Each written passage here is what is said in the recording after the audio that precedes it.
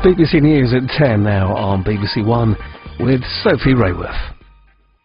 The Education Secretary Michael Gove has ordered an inquiry into the role of Ofsted and whether his department ignored warnings about religious extremism in schools. He also told MPs that the inspection regime would be strengthened to allow unannounced visits. Here's our political editor Nick Robinson. A historic failure to tackle non-violent extremism. That was Michael Gove's verdict today on what underlay the crisis in Birmingham schools.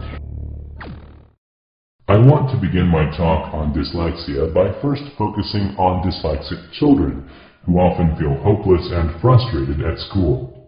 It is not uncommon for them to give up and blame themselves for not doing well. Early detection is one of the keys to resolving this, as is getting schools and teachers to change their attitudes toward these children.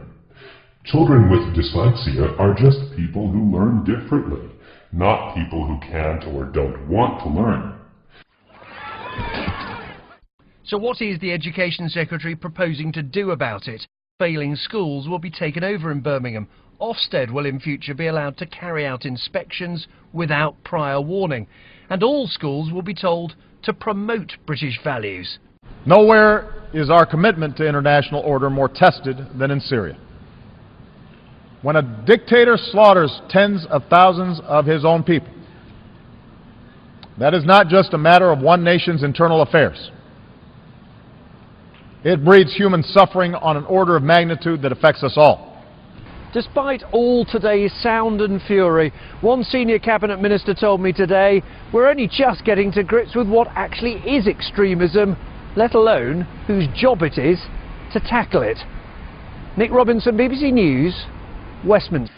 Relatives of residents who died at a care home in West Sussex, where conditions were described as harrowing, are calling for a public inquiry.